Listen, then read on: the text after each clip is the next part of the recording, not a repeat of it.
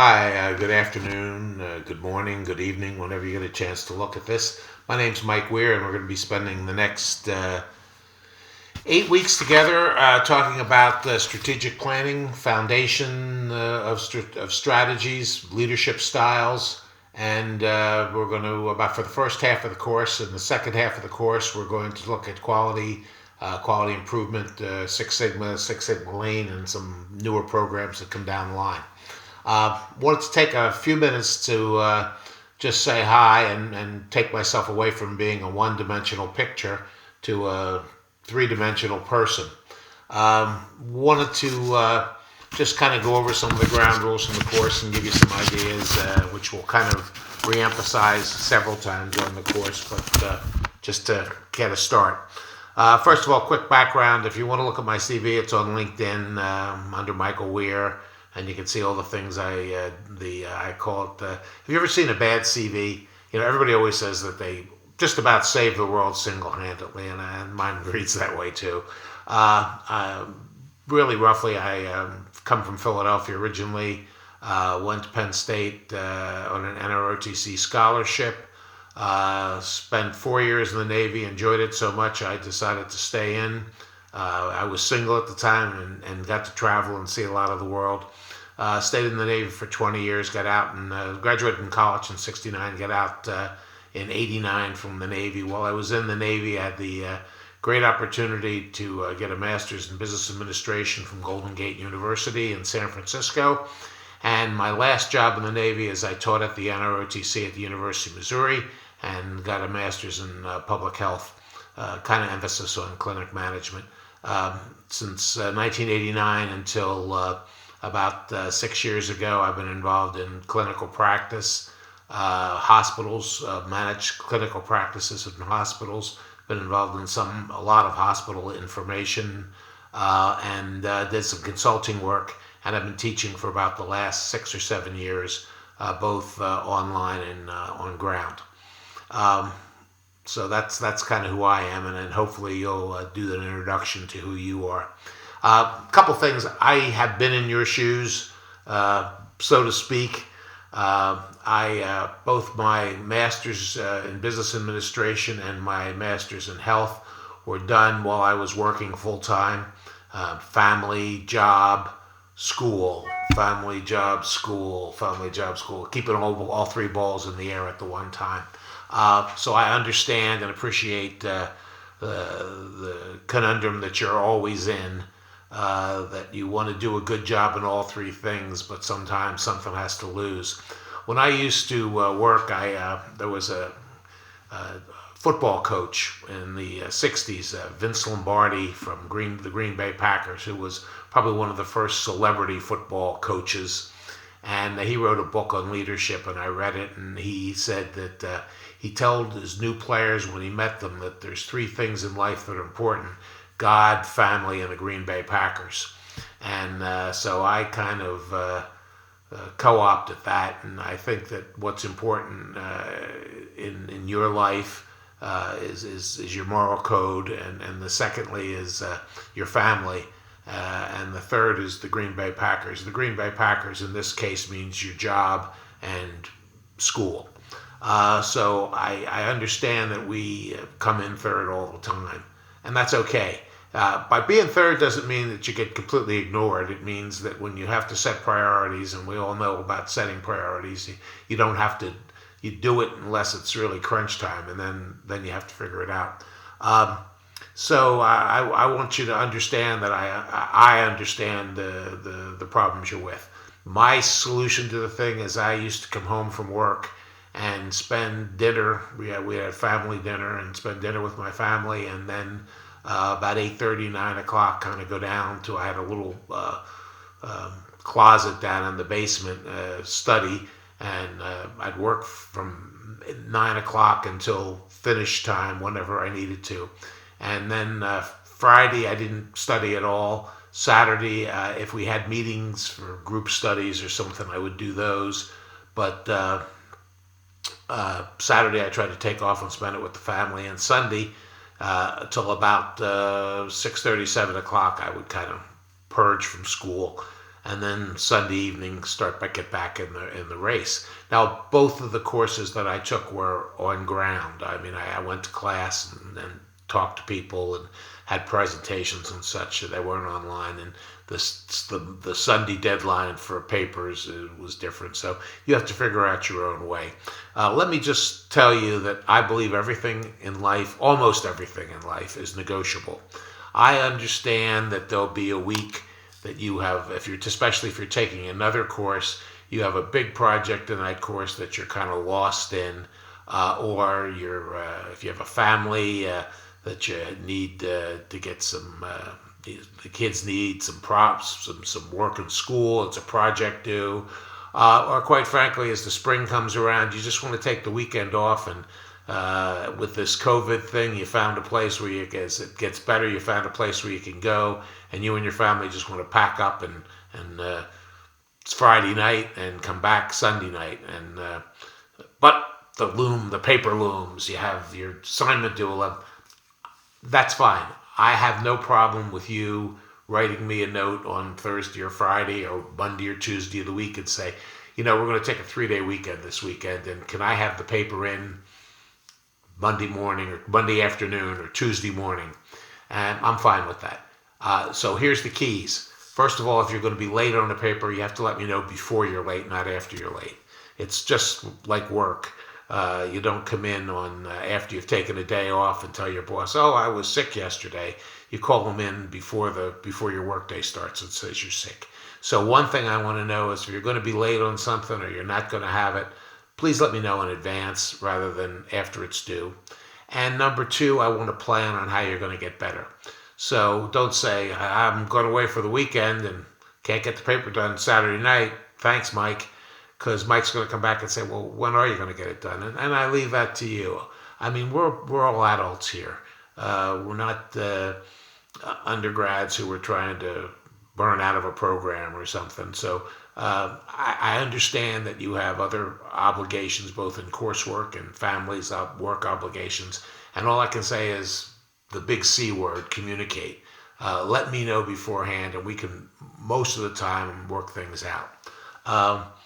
Again, I appreciate the fact that if you're taking two courses, all the deadlines are the same. So, because that's the way it is. Thursday, you have to have your first discussion board in. Sunday night, your second discussion board is due, and your paper's due. So, you all have to figure that out. And I'm not going to teach my grandmother how to suck eggs here, so you can figure it out. But be aware that I'm probably a little more tolerant than some of the other professors on. I'm not in love that this is the most important thing in your life, because I know it's not. But I know it's important, and I want to be treated with respect. And that respect is let's communicate and talk. I look at this course like a toolbox. I think this is my Mike Weir theory of education. I think an undergraduate, it's like a cookbook. I get up and lecture and tell you things, and then some time period later, I quiz you and see if you remembered everything and can regurgitate it back to me. So I tell you very specific things. This is the way you do this. This is the way you do that. This is the way you do the certain thing. These are the knowledge pieces you have.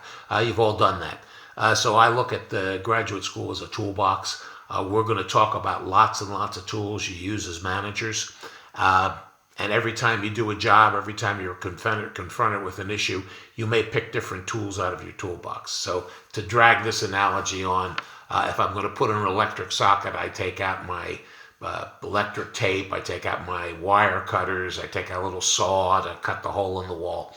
If I'm going to put in a window, I take out a hammer and nails and a screwdriver and the drill. So what we want to do is load your toolbox with as many tools as possible that will help you as being efficient managers.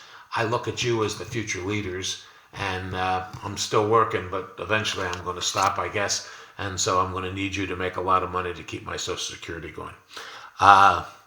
Joking. But anyway, so we're going to spend this course making you figure out how you're going to solve problems using all the cookbook things you've learned as an undergraduate, and using your brain and using research that we're going to do during the course. What I really want to develop is what I call critical thinking skills. I don't want you to come back and give me regurgitate the book. So you get this guy here, this basic health book. Where am I? Right here. You get this basic health book, and then so I give you a problem, or we talk about something, and you start quoting page. And I've read the book. You're going to read the book. I don't need that. What I do need is what you think the book means, and also do additional research, which is so easy today. Grafton Library is a couple clicks away on your computer. So I want you to approach a problem, or approach the question, the hypothesis, and defend what you write, and come up with a plan. The one thing I will tell you that I learned the difference between when I was in academics and now that I'm back in academics, and when I was in the business world for 25 years plus 20 years in the Navy, is brevity is important. So I have to kind of tread between the two. In academics, we want lots of research, lots of background, lots of knowledge. In the business world, quite frankly, I've never met anybody who's read more than 3 pages of anything. So if you couldn't get it in a page and a half, it probably wasn't going to be read. Now, there's lots of tricks to do. You can write the book, write the short paper, and then put appendices and have big, 5 and 6 and 7 page breakdowns if your boss wants to look back at that. But I want you to write concisely and write with thought. There's an expression, I'm sorry I wrote such a long letter, I didn't have time to write a shorter one. And when I read papers sometimes, I know that this is 5:30 on Sunday night, and you just see the requirement is 4 to 6 pages, so you're just going to dump me 4 pages with just 6 pages just burbling around. I usually like to write, shut down the computer, come back a couple hours later, and then reread my garbage. Quick story, when I was in graduate school the first time, I was fairly freshly married, and my MBA, and my wife had a master's degree in English and was working on a PhD in English. And so I used to, this is back before computers, yes, I am that old, so we had the typewriter. So I used to write my papers, and then she used to type them, and bless her little heart, she'd get in the car and drive down to where I had school at night and deliver them to me. And that was really fine, except she delivered to me and just proceeded to chew me out for 10 or 15 minutes about how did I ever get out of undergraduate school, because things that look so brilliant at 2 o'clock in the morning, when she started typing them at 10 o'clock in the morning, lost a lot of brilliance. So that idea of reiterative reading and writing and reading and writing is always worked well for me. I will give you in your paper in the syllabus 4 to 6 pages, 5 to 7 pages, something. They are guidelines. I don't want some of these things you could write on forever, and some people but some people are that way. They want to send me 35 pages of prose. I don't really care for that. And other people just want to send me 1 page and hope for the best. So there are guidelines. Stay within the guidelines. You'll be safe. Go out of the guidelines, and you're doing it at your own peril. So if I say it's a 4-page paper and you write 3.5 pages and you're so convinced that says everything there needs to be about the subject, then that's fine. I'll read it, and if I agree with you, then everything's good. So I'm not going to weigh the paper. I'm not going to count the words. But on the other hand, I'm not the village idiot. I don't think. I had one student who, to make the 4 to 6 pages, would have like 3.5-inch margins on the computer, and 3 inches at the top and the bottom. And when you start reading the page and you find out there's only like 4 words in each sentence, you catch on that something that was supposed to be 5 pages is only 1 page. So let's give me complete assignments in those guidelines. I like to see you do some extra research. It's pretty simple. It's pretty easy, and I appreciate and I understand that we have to use the APA style. Sometimes I'll just say write a memo, and it doesn't have to be an APA style. Someday I'll do a PowerPoint, doesn't have to be. Other times we want to do that. Now I know there's professors in the university that are like sticklers on APA style, and if it's not everything that's supposed to be there, they blow up. I'm probably not that way, but if I didn't care about it at all, I'd be failing my job as a professor. So I will look at your style, and hopefully it's doing well. Okay, finally, my goal is communicate, communicate, communicate. I am available at your pleasure. We are a team together. My job is to get you as smart as I possibly can on the subjects we're talking about. Your job is to get as smart as you possibly can on the subjects we're talking about, so we're moving right down the same path. I'm here to help you. I'm available by phone, by message, we can set a video up. I've done FaceTime,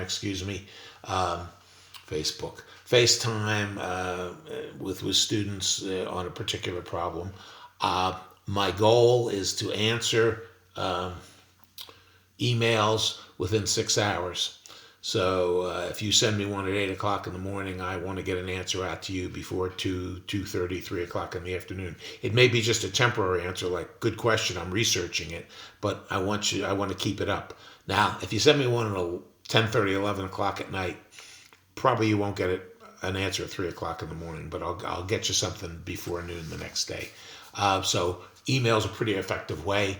You have my email address on the syllabus. I get the little email on my Apple, and I can answer and do it.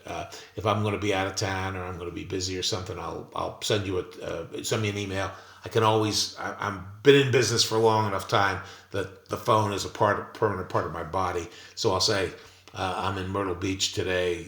Get you tomorrow, or go ahead and do something, or we'll talk about it. If you want to talk in person, you can call my number. My office number is really not an office because I'm in the office right now. My office number is my cell phone. So that's another way. And again, anytime you want to set up a dialogue, we'll do that. I have had some amazingly poor experiences by having a weekly everybody show up for class. I think that's one of the reasons you're taking an online class. If you could afford to Tuesday at 8 o'clock always be there, you'd be doing something else. So I don't do that. I will do a short lecture for each module. I use the module system, so if you go into the thing, you can look at the assignment list, you can look at the discussion list, but there's information in the modules, and I'll do a short lecture in the module, hopefully 45 minutes, definitely less than an hour. And I'm not going to read you the book back. You're all big people and you can read the book. I put the PowerPoints in for all the lessons. You may like to use the PowerPoint as a guide, a reading guide, to see what the highlights are, but I'm not going to do a PowerPoint presentation of the book. I will talk about some things that I see in the book, or some experiences we've had, or some research on the subject. And if you want to watch them, they're fine. And if you don't want to watch them, that's fine too. Most people do. But again, if you want a one-on-one, or all three of you decide on the discussion board, wouldn't this be neat if we could all talk together? I could set that up. So that's kind of the rules there. As much communication as we possibly can to make the course work. That's about all I have. I have a couple dogs, and so sometimes they may entertain us with their soprano and tenor voices. Right now I'm in Wilmington, North Carolina. I'm scheduled to be here for the rest of this course, so I'm right down south here. That's all I have. If you have anything, please email me. Please feel free to email me as much as possible. Any questions? There's no such thing as a dumb question only asking me, who might not have a smart answer. But I'll research it and do the best I can. It's a pleasure, and I'm looking forward to working together with the three of you in the class. And wear your mask, keep safe. I just finished. I do a volunteer during the week at a COVID clinic here, and helping with injections. And it's so funny. I think, funny story. But anyway, 20 years in healthcare executive positions, CEOs, that kind of stuff. So I volunteer now at the local hospital, and one of my COVID clinic jobs was I had wipes and purple gloves, and I was wiping down chairs as people would sit down after they got the shot. And I kept looking and thinking to myself, I've really come full circle from the top of the house to the guy wiping the chairs. But we'll talk about servant leadership in this course, and I'm a big believer in that. So it didn't bother me, and I was doing my part. So if you get a chance to get the vaccine, please do, and take care of yourselves and be safe. Okay, that's about it. Talk to you later. Bye.